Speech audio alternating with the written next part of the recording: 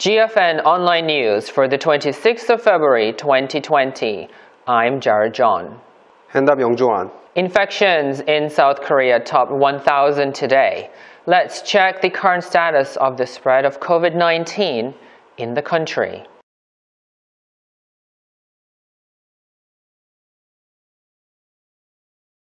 Please also note that you can find English translations of the movements of confirmed patients in Yeongju on the main page of GFN's website, www.gfn.or.kr. Now, moving on to some of the day's top stories. The government recently revealed that a Korean Air flight attendant had tested positive for the virus, raising concerns over safety in the skies. Please tell us more.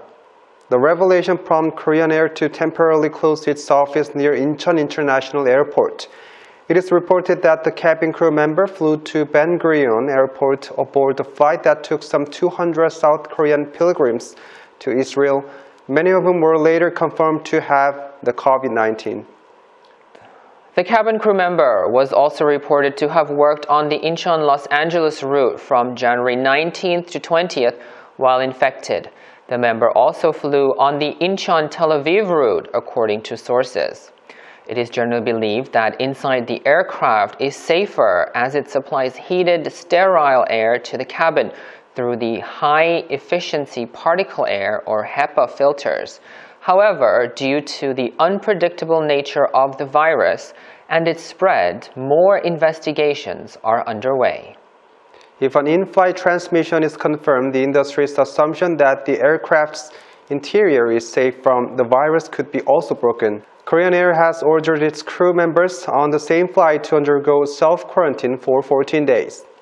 Also, as of earlier today, numerous countries have either banned or tightened restrictions on entry of travelers departing from Korea.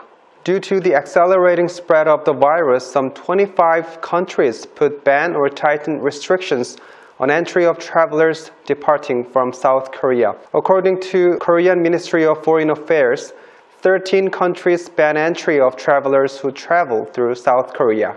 The countries include the Solomon Islands, Kiribati, Tuvalu, Micronesia, Nauru, Hong Kong, Samoa, Bahrain, Israel, Jordan, Kuwait, American Samoa, and Mauritius. In addition, some 12 countries tightened the inspections on those travelers or put them under mandatory self-quarantine. In Asia, Singapore, Macau, Thailand, Vietnam, and Taiwan requires the travelers from South Korea to go under self-quarantine or go through a certain disinfection process. The United Kingdom, Kazakhstan, Turkmenistan, Kyrgyzstan, Oman, and Qatar in the Middle East and Uganda in Africa are also stepping up quarantine inspections of travelers from South Korea or those who recently visited Daegu or the province. Please check with your airlines and respective embassies before flying. Now, let's take it further afield as Italy reported a 45% overnight increase in people infected with the virus, as other countries in Europe also recorded their first cases on Tuesday. The Italian government reported 11 deaths and over 300 confirmed cases of the virus as of February 26. While the majority were concentrated in northern Italy, some of the new cases registered outside the country's two regions, including 3 in Sicily, 2 in Tuscany, and 1 in Liguria. And now let's talk about the status in Iran. Iran has severely been affected by the virus. The number of confirmed cases is unusually high for countries in the Middle East, and the death toll is particularly high. As of the 25th of February, a total of 95 confirmed cases and 15 deaths were reported in the country. It is increasing, so please check other news sources for the most up-to-date numbers. The death toll is one of the highest in the world outside of China, the epicenter of the current outbreak.